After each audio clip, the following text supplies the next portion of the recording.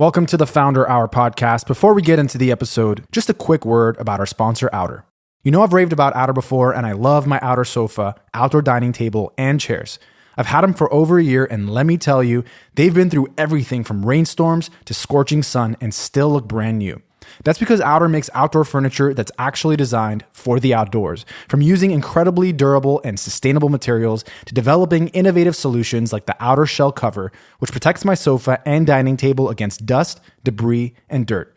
No more soggy cushions or dusty tabletops. My Outer setup is always clean, dry, and ready to be enjoyed anytime I want. Head to liveouter.com/thefounderhour to see Outer's range of outdoor furniture, fire pits, and accessories. The Founder Hour listeners get an exclusive 10% off for a limited time. Terms and conditions apply. So elevate your outdoor space with Outer. That's liveouter.com/thefounderhour. Here we go. Welcome to the Founder Hour podcast. We're here with Ken Grossman. He's the founder of Sierra Nevada Brewing, which, as I understand, is the 7th largest brewery in the United States and the 3rd largest craft brewery. Is that right?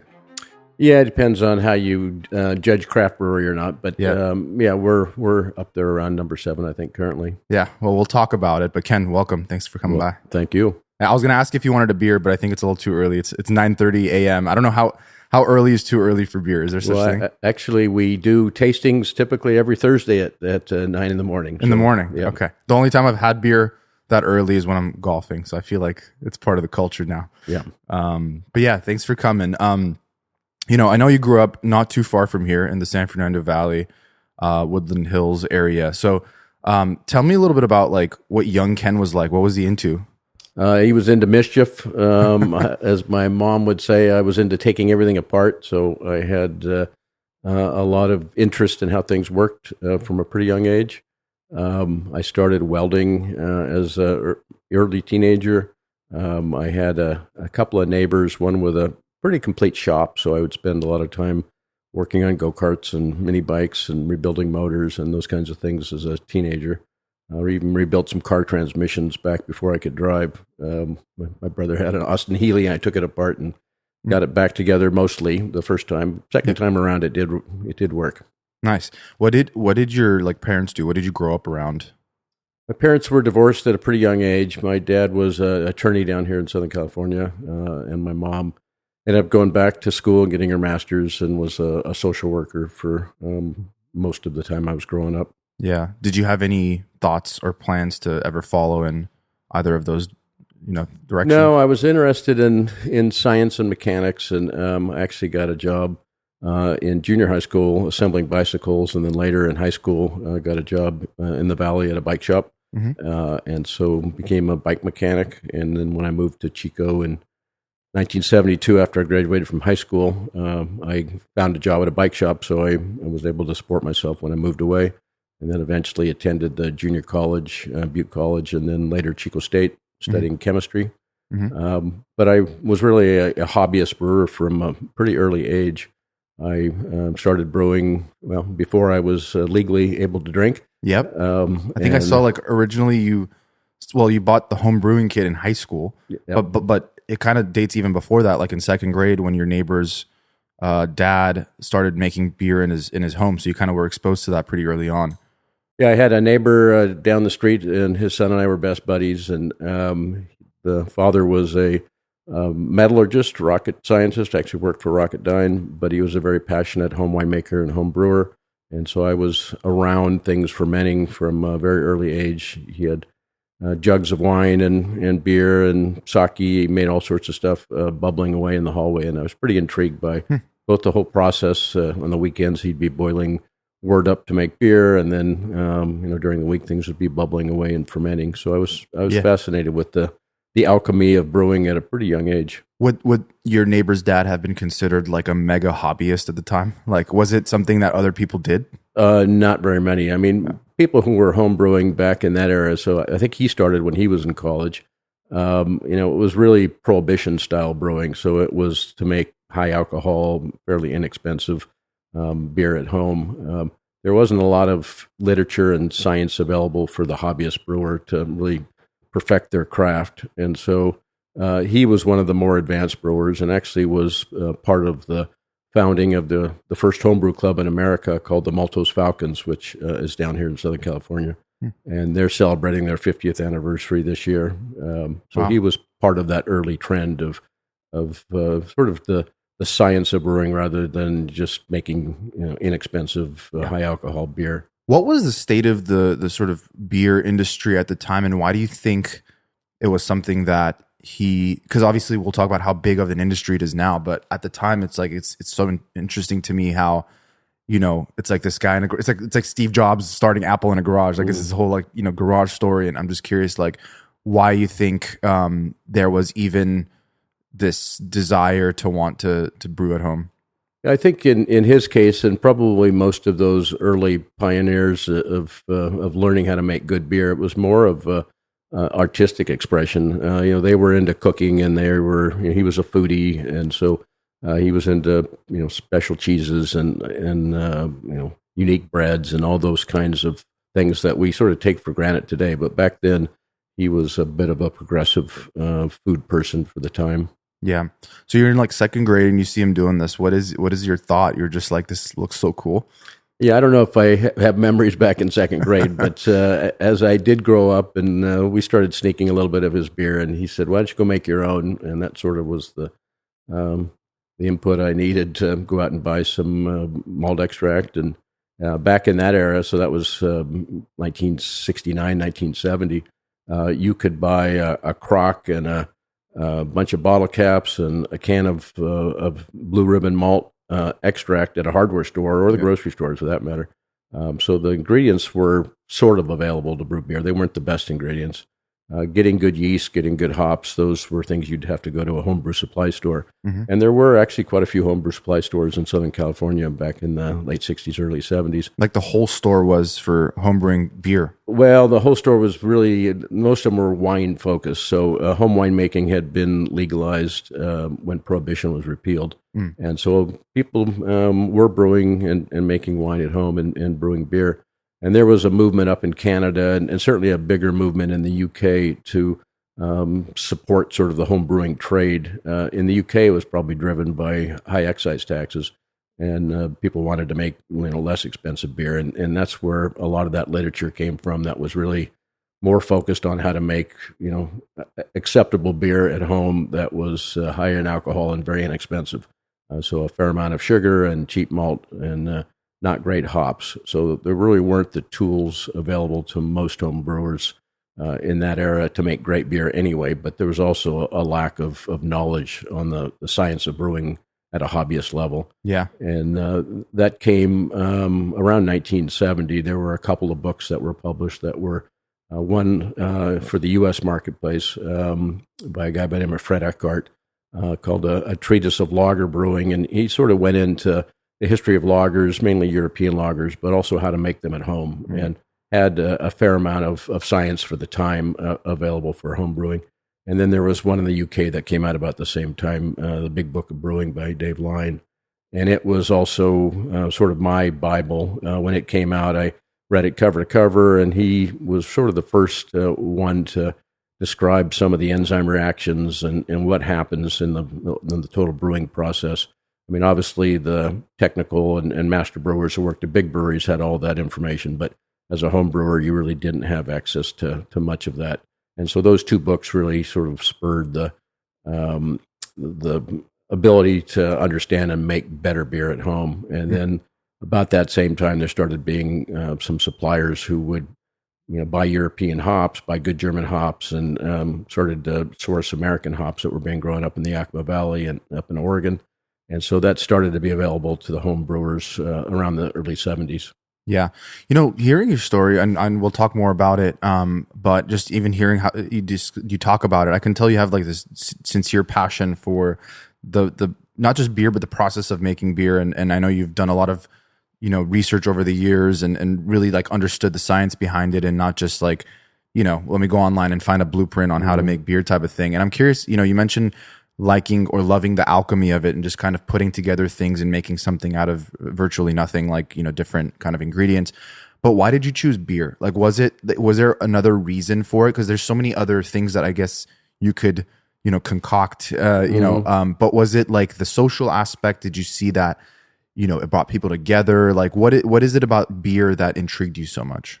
Yeah, I'd say the social aspect was certainly probably a driver, but at the time I was making cheese and we had goats and so we were sort of living a back to the land lifestyle, my wife and I. And so it sort of fit with that lifestyle of making your own things. We had a garden and would put up food and those kinds of things. So it was just part of sort of who we were at the time. And then I got a bit more serious. In 1976, I opened a homebrew supply store up in Chico.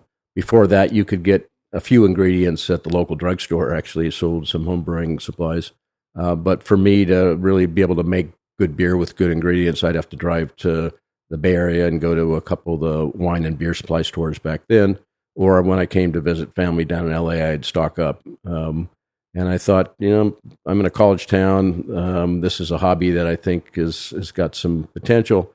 And so I opened a small supply store, very, very small, and sold winemaking supplies as well as home brewing supplies. And in the meantime, you were still brewing at home? Yeah, I was brewing at home and getting pretty serious about it. And I was studying chemistry and actually used some of my chemistry knowledge to enhance my brewing knowledge. And then we were quite fortunate with UC Davis being pretty close to Chico. They've got a big wine program there. They have a big wine program, and they actually had one of the first American beer programs, at least at a university. There had been some private schools before that for brewing science, but the availability of the literature at UC Davis was really what brought me sort of to the next level. I was able to go down and read technical brewing journals. They had years and years and years of British and German and other brewing journals. And then they had in their library and available actually to purchase, they had a couple of brewing science books that were intended for industry people. And so I purchased those and then really got excited about beer and brewing and went and visited Fritz Maytag at the Anchor Brewery in San Francisco, and then went to see Jack McAuliffe at New Albion, which was really the first upstart American small craft brewery. He started in 1977.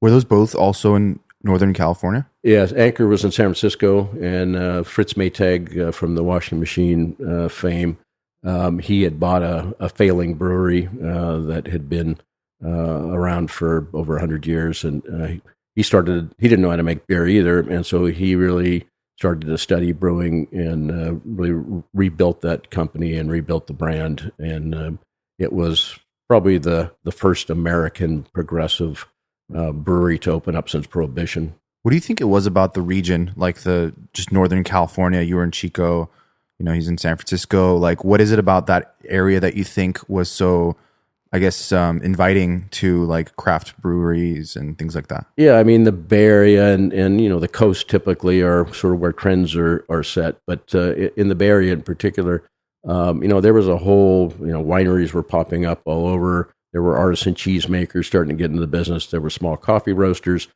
So there were a lot of those kinds of food focused back to sort of the roots of making bread, making cheese, making wine, making beer that really had caught on in Northern California. And from there, it started to spread. And it wasn't just Northern California. So when I opened Sierra Nevada, we started the business or formed it in 1978. And at that point in time, between sort of 1977, when New Albion opened, and 1982, there were 6 small breweries that opened up in America. We were one of those 6. There was one in Colorado, one in Portland, and a few in Northern California. And that was the genesis of sort of the new generation of brewers. Yeah. So I know you, you're close to the Sierra Nevada mountains up there, but I know you took frequent trips there. Can you share a little bit about how those experiences maybe like shaped, the branding, the name, all that stuff? Yeah, so the neighbor of mine who was the avid home brewer, home winemaker, and metallurgist, he was also a hiker, backpacker, mountain climber, and cyclist. And those were things that I really fell in love with as well. And so he would take us up into the Sierra Nevadas. We'd go backpacking, we'd go climbing. And so when I was starting in junior high, I started to make trips up to the Sierras. mainly on the east side, on the more rugged side of the Sierras. And coming from LA, we wouldn't go as far as Yosemite. We would stay sort of in the more central Sierras. But I had a real love of the mountains, and actually, when our first child was born, Sierra, who came before the brewery, my wife and I both had a love of the mountains and a love of the name, and so we named her Sierra. And then later on, when we were trying to come up with a name for the brewery, we thought, well, we love the mountains, and we're sort of that wanted to be that kind of brand that associated with the outdoors. So we named the brewery Sierra Nevada. Yeah. So I'm just curious, having this like passion for beer and studying chemistry, was that the only option for you? Like, I'm going to go into the beer industry, or did you have other, career aspirations in mind? I don't know if I had career aspirations, but I did have a way to make money. So I worked my way through college. I worked at a bicycle shop. So I continued on with my, I guess, my skill of being able to repair bikes. And I ran a bike shop for a number of years. And I did have the opportunity to buy the bike shop I had worked at. And it was right about the time I was thinking about opening a brewery. And I made a conscious decision that the bike shop would have been probably the easy way to go. It was something I knew I could make a living in.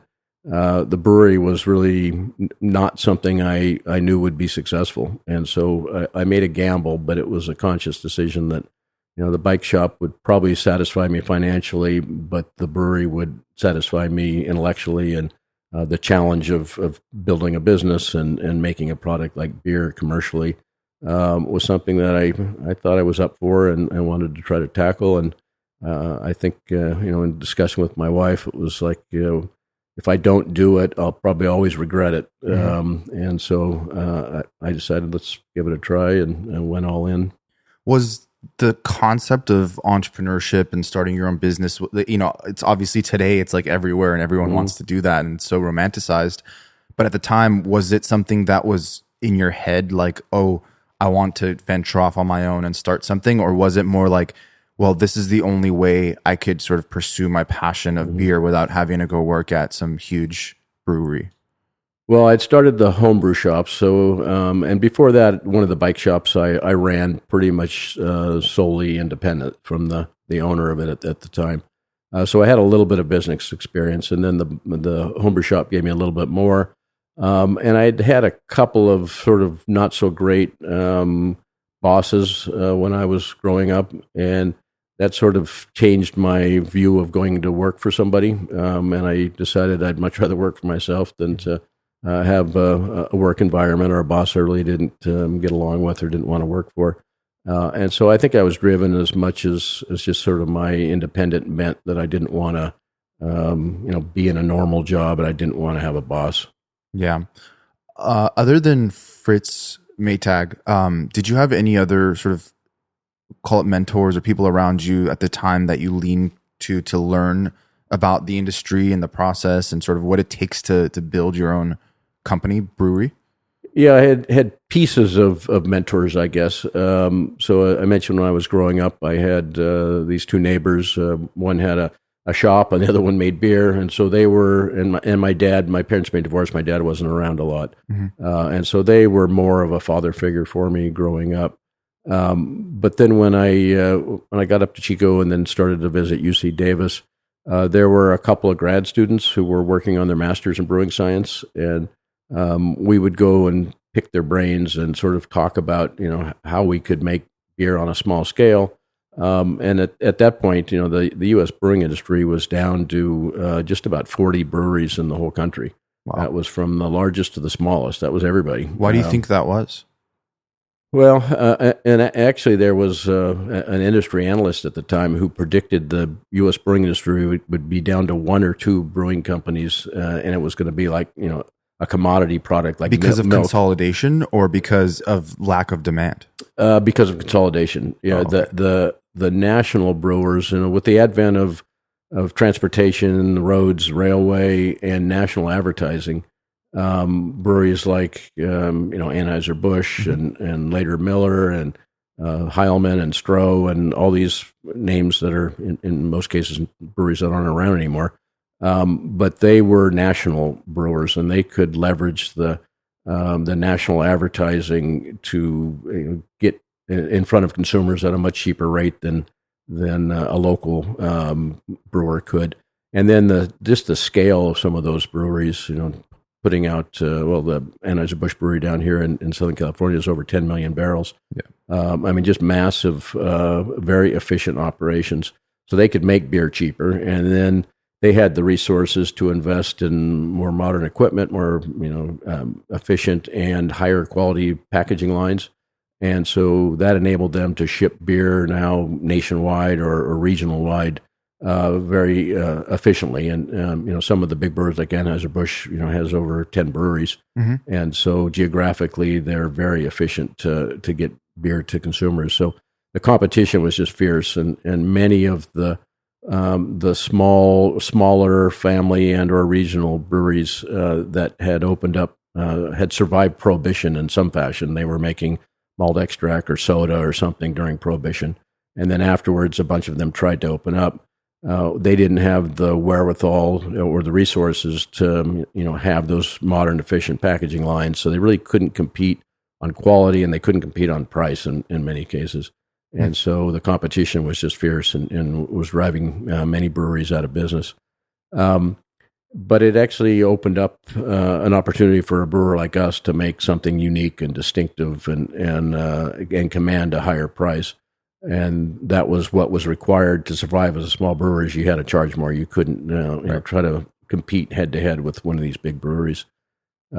That same trend has really happened globally. I mean, even in Germany and Bavaria, when I bought my used brewing equipment in the early 80s over there, one brewery a week was going out of business in Bavaria alone. And they had over 1,000 breweries, and they were losing more than 50 a year.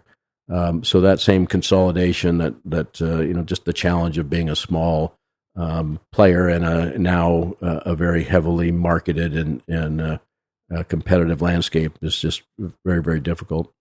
Did you have like this idea of how you were gonna? Well, clearly you did, but how you were gonna differentiate your product from those guys? Because in such a crowded place, especially if you're charging more, the consumer obviously needs something in return for paying more. Is it the difference in flavor or feel or what? So I guess what was going to be your approach that you felt like would be a good, formidable competitor to these, Anheuser-Busch level, companies?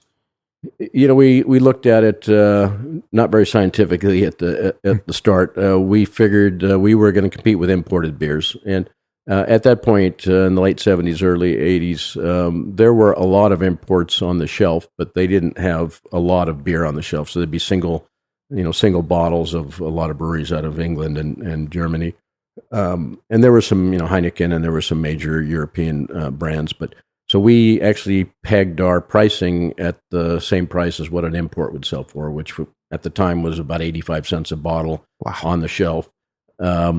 And we couldn't afford 6-packs, so we were selling individual bottles as well, which, hard to sell a lot of beer when you're selling just singles. But anyway, we started out that way. So we knew we had to charge a price that was, high enough that we could make ends meet on the small production scale.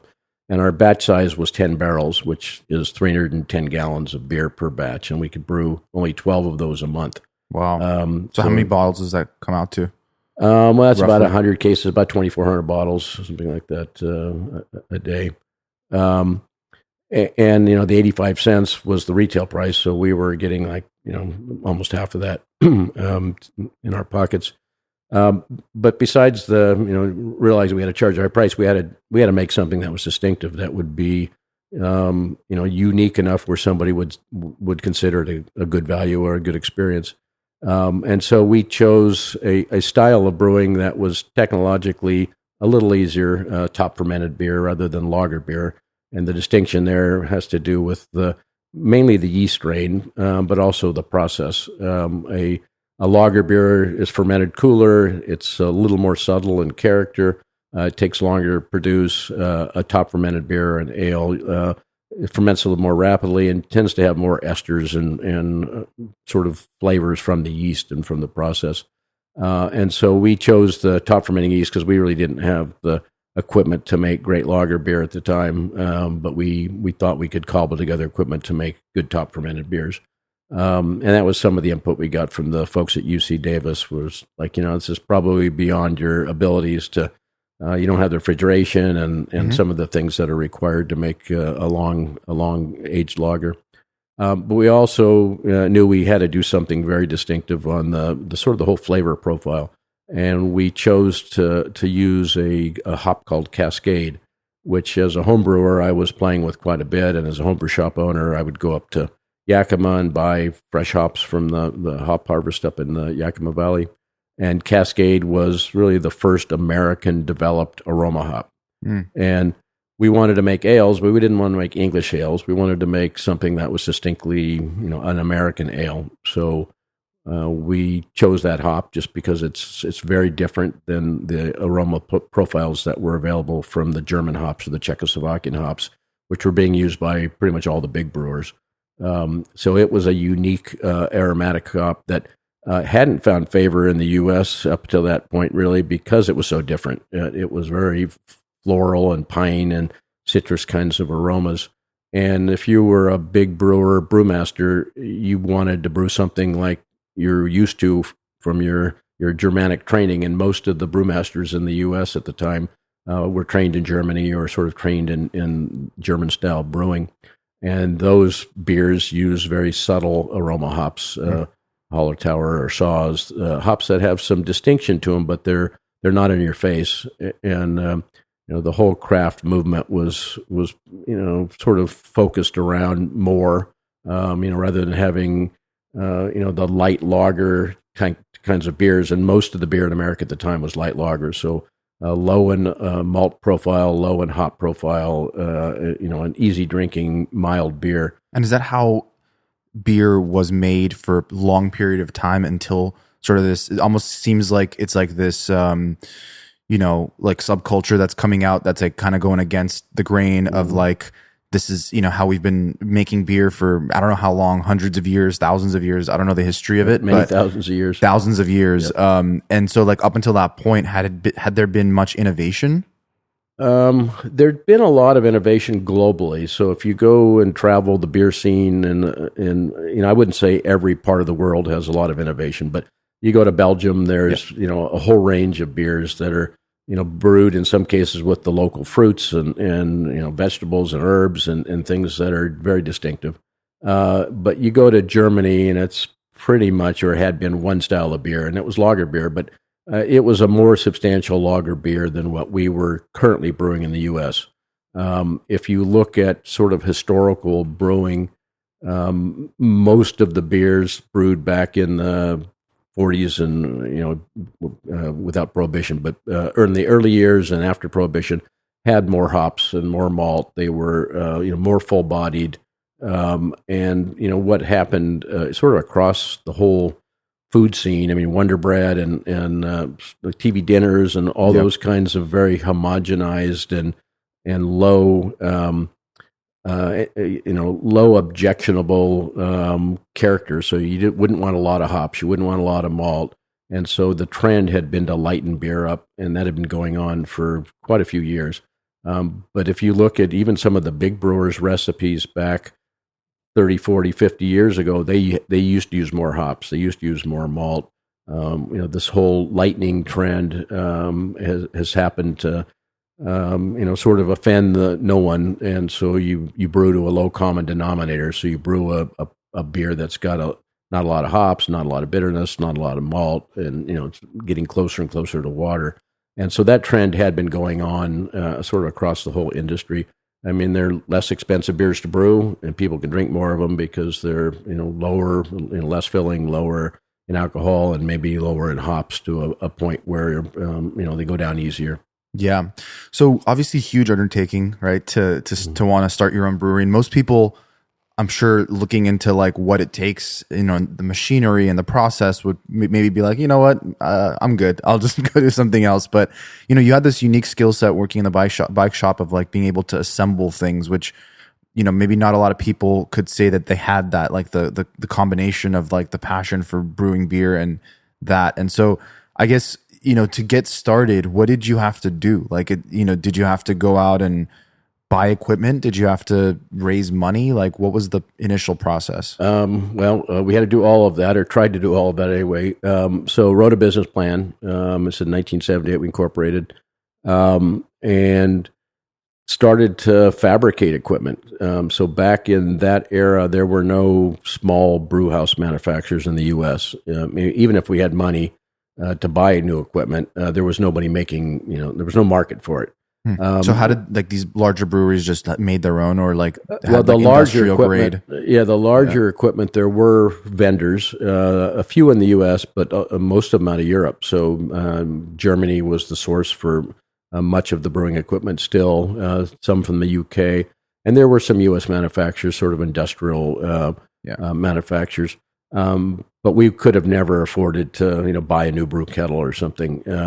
And after I visited the New Albion Brewery, Jack McAuliffe, the founder of that, he had built all his own equipment, and he was brewing 1.5 barrels per batch, so 45 gallons. So his brewing equipment was really like my homebrew equipment. His was nicer, but it was almost on the same scale as I was brewing as a home brewer.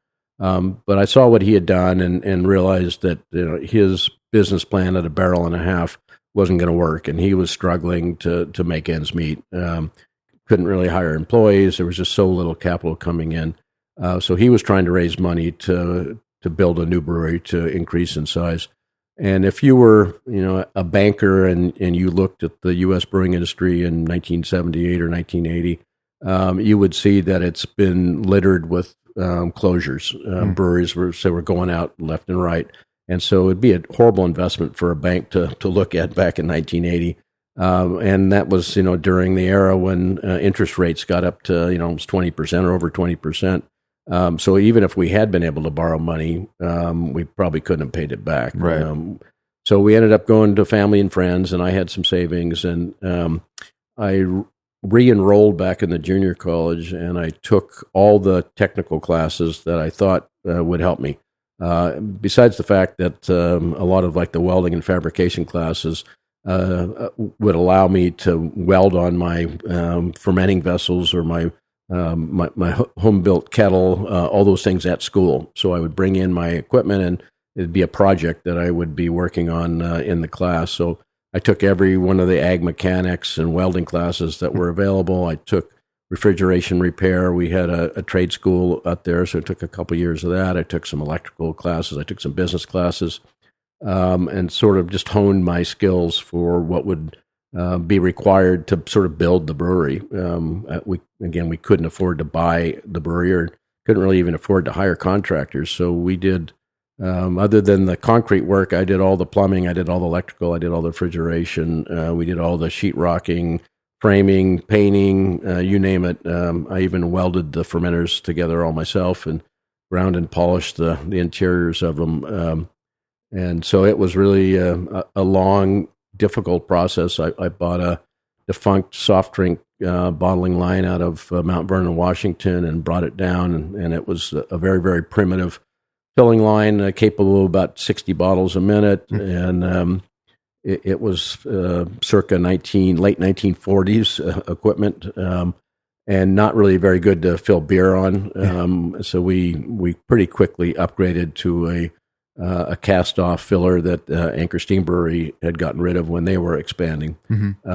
So it was really, sort of a piecemeal together operation, very, very primitive, but it got us started. And then we pretty quickly realized we needed to expand. After a couple of years, we were having trouble keeping up, and went over to Germany and bought a defunct brewery. I mentioned, they were closing at the rate of one a week.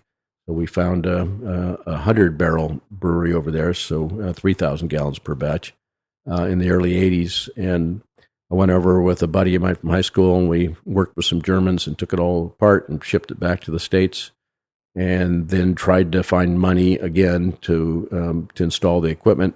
And still at that point, we'd been in business a few years, and we were sort of making ends meet, but we weren't really making much money. Customers are rushing to your store. Do you have a point of sale system you can trust, or is it a real POS? You need Shopify for retail. Shopify POS is your command center for your retail store. From accepting payments to managing inventory, Shopify has everything you need to sell in person. Get hardware that fits your business. Take payments by smartphone, transform your tablet into a point-of-sale system, or use Shopify's POS Go mobile device for a battle-tested solution. Plus, Shopify's award-winning help is there to support your success every step of the way. Do retail right with Shopify. Sign up for a $1 per month trial period at shopify.com/founderhour.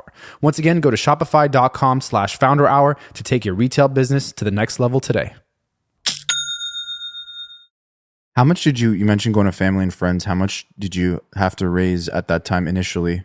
So we started out thinking we could get by with $65,000 to open the doors, and pretty rapidly blew through that, and then went back to family and friends and said, well, we think we can do it for 85, and raised a little more money, and we blew through all that and still didn't get the doors open. And what were they saying to you? I mean, what were you saying to them? And were they just like, oh, he seems like he's just... No, they thought we were crazy. Yeah. Okay. Yeah. But, there had been, with Anchor was doing okay at that time. They were growing. My peer group, the 5 other small breweries, about half of them had already gone out of business, and so that wasn't so good. Yeah, so all the data and the odds, everything was just stacked up against you. But we were selling all the beer we could make, and that was a tough sell. And trying to raise money, my father, my grandfather, my partner's father, his partner. I mean, there was a whole bunch of people, and it wasn't. They were putting in $5,000 and $10,000, which at the time, 40 some years ago, it was still money. It was real money back then, but it wasn't going to, break anybody if we went out of business. Mm-hmm. But there was quite a bit of skepticism, and I remember, I was almost at my end one day when the cooler I purchased came out of an old slaughterhouse, and it was covered in feathers and blood. And I was cleaning it up and trying to reinstall it to put in our beer box. And I thought at that point, boy, what did I do? I was sort of at the end of my rope.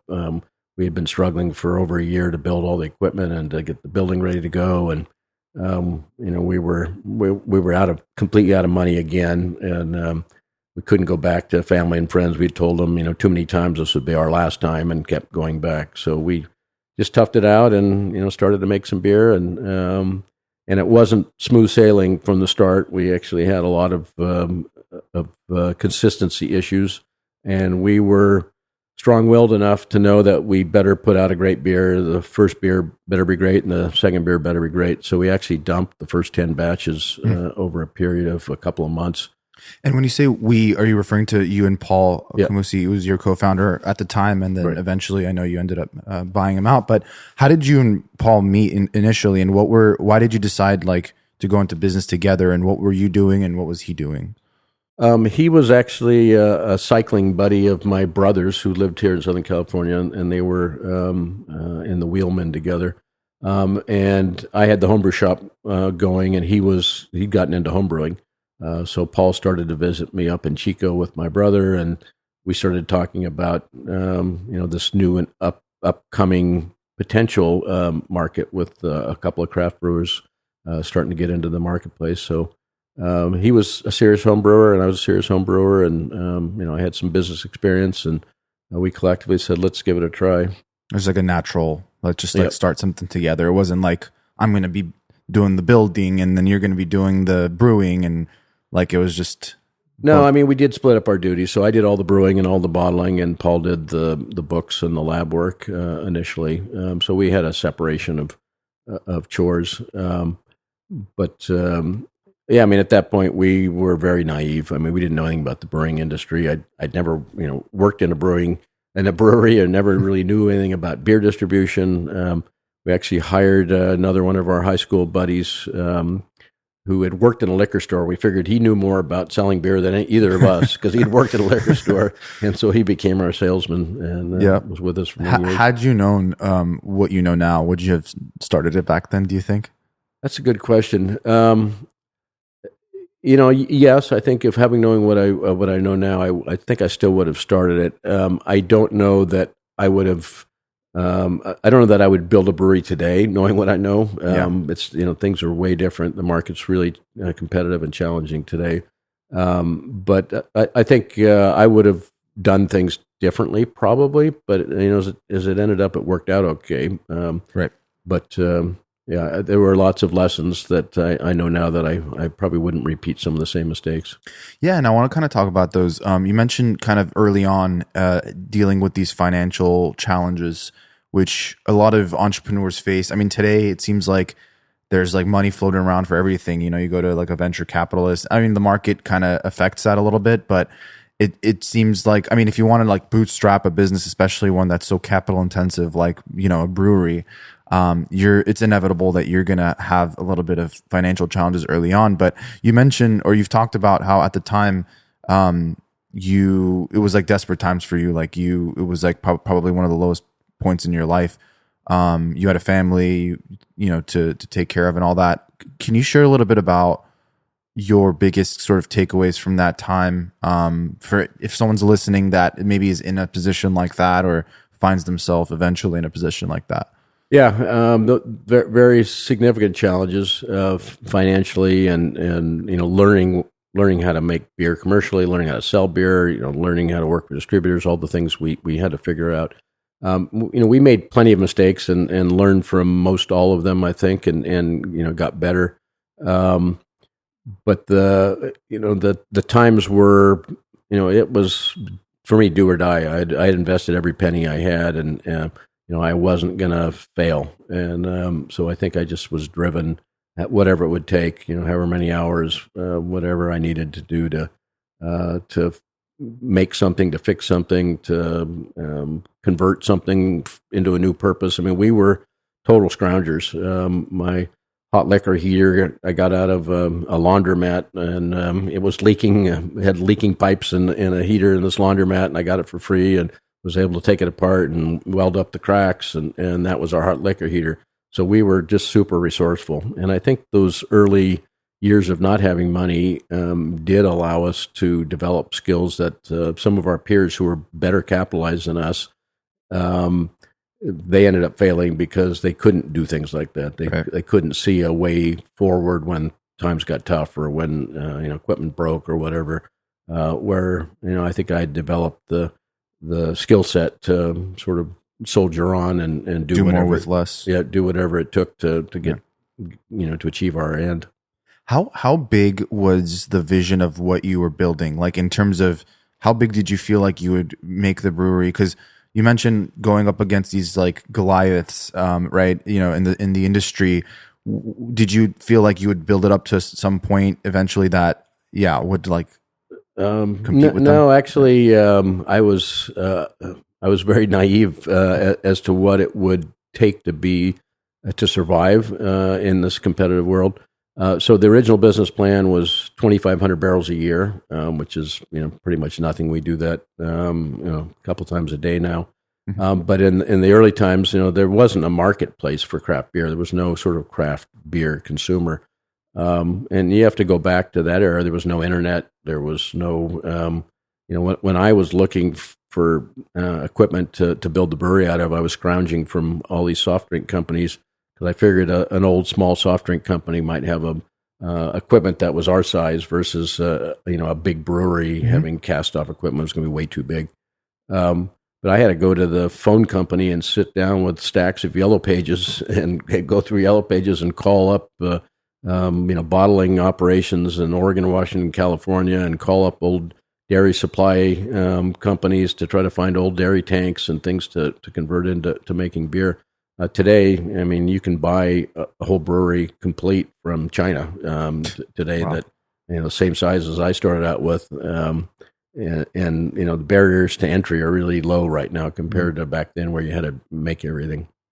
Yeah, so my first business plan was 2,500 barrels growing to 3,500 barrels. And at that point, I think Anchor was probably at 25,000 barrels, and they were really the only sort of true success in sort of a craft world. And they, again, it was an established company, an established brand, but as far as what they were doing, it was very aligned with what we wanted to do. When I built my second brewery. So I'd mentioned I went to Germany and bought the brewhouse and couldn't raise money to install it. So we actually just continued to expand the original premises. We took over some other metal buildings on the little side street we were on, expanded warehousing, added tanks outside so we could make more beer, started brewing 7 days a week, 24 hours a day. And we eventually got that business up to a little over 10,000 barrels out of that original brew house that was, home built and very crude. But it got us that far. So I wrote the new business plan and designed a facility to brew 60,000 barrels a year, which, that was 6 times what we were at roughly. And I thought, geez, if we could ever, do that, that'd be just amazing. And so we built this new facility, and again, we were very low on cash. We bootstrapped it. We did get an SBA loan for our first outside loan. That was in 1987, and built that facility on. We couldn't buy much property, so we had less than 2 acres, and built the whole facility. We put a little restaurant in, which we didn't have at the original brewery. And my goal was to get up to 60,000 barrels in the next 10 or 20 years. Our first year, we pretty much doubled. Our second year, we doubled again. Our third year, we doubled again. And then we were at 60,000 barrels. Wow. So the growth was very, very rapid. That was, the early 90s. And the craft industry was just starting to get a lot of publicity. And there were beer festivals. And there was a lot of consumer awareness that was starting to happen around craft beer and about, this beer that was different than sort of what people were used to buying, and IPAs and porters and stouts and a whole range of styles that were really non-existent in most people's minds. Yep. Because so the timing was just super significant when at the time when you started, it was like, I mean, you were like an early pioneer of it, but you kind of hit that stride of like that new wave of beer and like this kind of new direction was going in, and like all these people kind of wanting something different. Yep. Yeah. I mean, again, I talked earlier about the food and wine and cheese and coffee. I mean, all those sort of things were starting to really take root across the country. And so we started distributing just in the Bay Area, but we soon went to Denver and up to Portland and sort of the marketplaces that were progressive like that were very receptive of beer. And so we, found niches where we could, without really much pushing, we could sell a fair amount of beer. So that allowed us to expand. And we were not very thoughtful, probably. We were more opportunistic in our distribution choices. Somebody would call us up and say, we want to sell your beer in Washington, D.C. We'd say, great. Was that a liquor store? That was a distributor, somebody who was bringing wine from California to New York. And so we were like, great, we'll sell beer wherever, and every time we would bump up against the capacity problem where we couldn't make any more beer, we would sort of be maxed out for a few months, and then we'd have all this pent-up demand, and then we'd make enough money to buy another tank, and then I'd put another tank in, and then we we'll sort of do that drill again. So we never got too far out over our skis. We were always sort of behind the curve when it came to being sold out and maximizing everything we could make before we sort of made that next step. A number of our peers were more ambitious and more aggressive, and they started taking in things like venture money and investors, and in pretty much all cases, all of those breweries have faltered or failed. Red Hook, Widmer.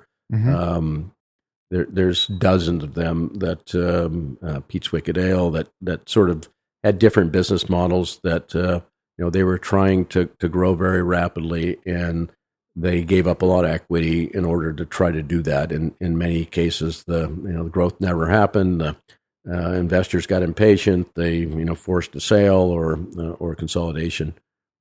Yeah, I know. There was a time, speaking of like taking like outside investment, where I think you and Paul, you wanted to buy out Paul.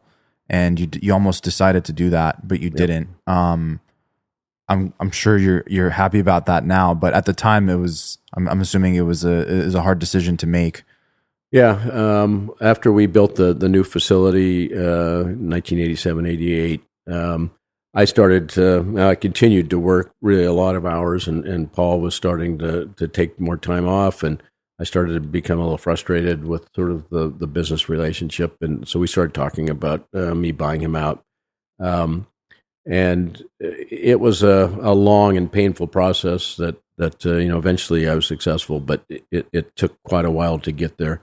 And he and his family, they wanted to maximize the return on the investment in the brewery, and so we looked at every avenue to exit the family, their family. And so I looked at venture funds, I looked at strategic partners. And I couldn't at the time think I could ever have afforded to match some of those other financial sources. But eventually, we sort of had selected a venture proposal, and I became increasingly concerned that it wasn't going to end well for me. And I started to see some of the other breweries that were struggling. Mm-hmm. And so I eventually was able to put together a financing package with all debt and match the venture money, which in most cases the venture money, they were going to put in a little bit and then they were going to leverage the company heavily. And I didn't like the fact that the company's going to be leveraged heavily, and I still would only have 50%. Right. And the chances of failure were pretty high. And if I failed, I'd have nothing. And if I was successful, I'd have 50%. So I didn't think that was really great odds. Not to mention the time horizon of a venture firm. Yeah, right. 5 to 7 years. Totally different. Yeah. So I was able to put together a conventional financing package. And as I mentioned, we were growing still pretty rapidly. And we were at a capacity constraint. We were at about 300,000 barrels, which was, at that point, a pretty significant business. But we didn't have really the infrastructure to go past that. And the next step was going to be a significant investment. And I was sort of unwilling to make the significant investment, being a 50% owner and taking all the risk. Right. And so after Paul and I put our deal together, then I did go ahead and had borrowed enough money to start a major expansion, and we pretty much doubled the capacity the next year. Speaking of like just co-founder dynamics, there have been so many examples throughout history of just a divergence in like interests and just kind of, direction and all that kind of stuff. But what was it with you and Paul that maybe caused you to just kind of want to go in a different direction? And is it something that could have been avoided early on? Yeah, possibly. I think the size and scale and complexity of the business was becoming daunting, and I think it was making Paul, I think, uncomfortable with sort of the growth we had and when's it going to end, and I think the constant stress. Growing like that is great, but it's super stressful. You're forever needing to build, and you get done with fixing one area, and then other areas under capacity, and so it was like just a constant project. You strike me as someone that has a lot of patience, but like I was going to ask, like, what got you personally through those tough times? Like, is it just this crazy amount of patience that you have, or I don't know. I don't know if patience is the right word. Drive. I'm pretty driven. So I and again, early on, I said, I was all in. Well, I was still all in. And so, I took some pretty significant risks. They were educated risks, but they were, I put it all on the line a few times, owed the bank everything. They had, my house and everything else as collateral. So I wasn't going to lose and fail. So I think just, put my head down and just sort of get to the next level. Yeah. So in terms of, expansion, it sounds like it was just, from the beginning, I know you were selling bottle by bottle initially, but was it just like this race to keep up with demand? Well, it was a race to keep up with demand, but I think the handwriting was on the wall that we needed to get some scale, and it's still true today. We operate in a 3-tier system pretty much throughout the U.S., meaning, the manufacturer sells to a distributor, the distributor sells to a retailer. It's actually 4 tiers with the consumer being the 4th. And in order to be relevant with a distributor partner and, in a market, pick any market, you've got to have some level of scale. They don't want to sell 50 cases. They want to sell 5,000 cases or 50,000 cases of product. In today, where we've got 9,000 or more breweries in America, compared to the roughly 40 when I started, shelf space, distributor focus, all those things are super critical. And the lines of sort of what gets distributed now through a beer distributor, they're selling teas and hard teas and waters and all sorts of things. Right. So they've got a big portfolio of products. If you're just too small and you're not growing, the distributors really aren't that interested. So you got to have scale and you got to have some momentum of growth. Yep. So Sierra Nevada, it's known for its like really high quality ingredients and sort of like all these kind of innovations that you've done along the way. I'm curious, as you were continuing to like build it, were there other breweries that were sort of starting to notice, maybe some even the bigger guys, and try to like compete with you head on in terms of like the mix of what you're kind of creating? Yeah. So there's always been that competitive, I guess, competition in our space from big brewers. It's been done a variety of ways. So some of the big brewers have tried to emulate craft brands on their own. So they've come up with a brand concept, a liquid, and in many cases they don't. It's not obvious that it's a big brewer that's making the product. Mm-hmm. In other cases, they've bought small players and put them through their manufacturing. So they've taken a small brand and they make it one of their big breweries now, so they can cut costs and get some scale. And then they have massive distribution already, so they can take an acquired craft brand and in a matter of months, significantly increase its distribution throughout the country. So they've done quite a bit of that, and everybody, all the big brewers have done it. Anheuser-Busch, Miller, Constellation, they've all bought some craft players. None of them have been super successful, though, and in some cases, like Constellation buying Ballast Point, that brand, they paid $1 billion for the company, and they ended up writing off nearly $1 billion. Wow! A few years later. Why do you think that is?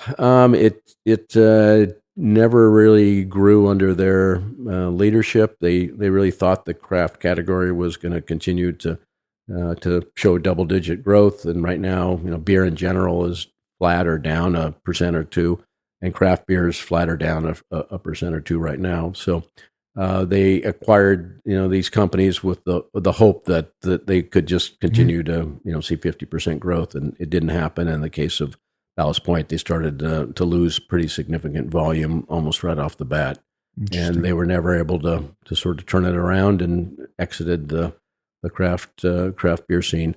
Anheuser-Busch has gotten rid of most of their craft brands. They've sold them off to a company called Tilray, who's in the cannabis space as well. So the big brewers' entry that way really hasn't panned out, and it really hasn't worked when they've tried to copy the brands either. I think there's just a threshold of volume that they haven't achieved. So if it's too small, it doesn't work for them very well. What do you think like the future of the space looks like in terms of breweries, but also the craft industry? The consumer is changing, has changed quite a bit. I mean, COVID certainly accelerated, I think, some of the choices that people have made and what they drink. More drinking or less drinking? Well, during COVID, more drinking. More drinking. Now after COVID, people are more rational, and so drinking less, but drinking differently too. So they are drinking seltzers and spritzers and things that are both alcoholic and non-alcoholic. So the craft industry as we knew it has had to pivot. So brewers like ourselves are looking at other beverage segments in order to maintain our growth and our volume. Beer will always be here, and craft beer I think will always be here.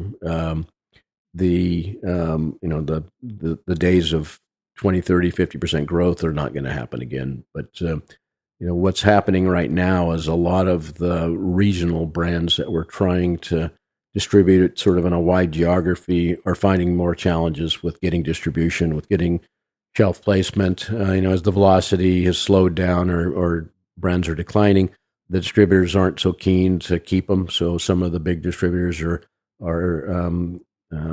delisting some of the craft brands they're carrying, which ends up being maybe good for us in the long run. We're a solid enough national player.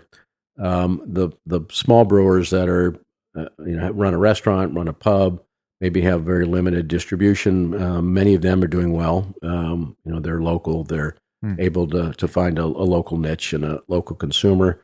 And so some of the brands that we're trying to expand geographically are realizing that that's probably not really the right business model in the future, and maybe having a few pubs and just staying local and just sort of living with that that level of volume expectation can work and be a good business for them. Mm-hmm.